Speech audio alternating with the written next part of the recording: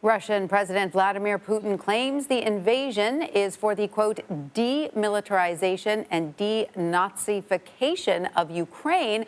But experts say that is a baseless claim Putin has touted over the years. Putin also claims Moscow needs to protect Russians who have been subjected to abuse and genocide by officials in Kyiv. Joining us from Russia with more is CBS News reporter and producer Mary Iluyshina. Mary, how are people in Russia reacting to the images that we're seeing on TV of the invasion of Ukraine? I think it's a really dark day for a lot of Russians. The mood is definitely down. I think a lot of people were shocked that Vladimir Putin is actually going through with this and sending Russian army to attack Ukrainian positions. Some independent voices, prominent artists have been speaking out against this military action. They published open letters saying that this is the shame that Russians will have to wash off for generations, and this is something that the Russian children who are kids now will have to bear throughout their life. So definitely a lot of resistance and really, really green feelings among Russians tonight. And so, Mary, has there been any response from Russian President Putin to this international condemnation? It's been loud, it's been swift. Has he responded to that in any way? He hasn't commented on the public condemnation, but he has commented on the sanctions. Just as the UK Prime Minister was announcing the UK's pack of sanctions, Putin was holding a meeting with Russian oligarchs and big businesses, and he was basically trying to persuade them and explain to them that he was left no choice and that this military action is justified and was absolutely needed.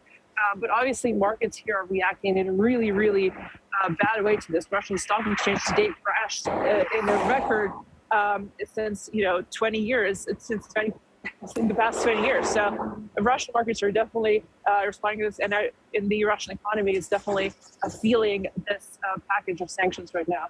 Now, you mentioned that many Russians are sort of stunned that Putin has actually made this move. They didn't expect him to actually do this. And as you said, there has been some condemnation within Russia of the move.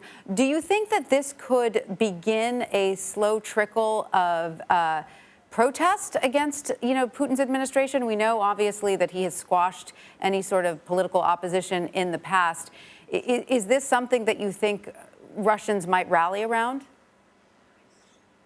I think that is probably one of the main things to watch here in Russia, whether this will be a turning point for Vladimir Putin. And because today Russians basically looked at their president in a different way. I think for a long time he promised them stability, he promised them pragmatic approaches to geopolitical issues, but they woke up today with their military attacking their neighbor, their country that they're very close to, that they share a lot of culture with. So I think this unpredictability definitely shook a lot of Russians, and they are starting to come out to the streets in small numbers so far, because it's very difficult to voice opposition on Russian streets these days, because it may lead you may end up in jail for this, but some movement is definitely starting.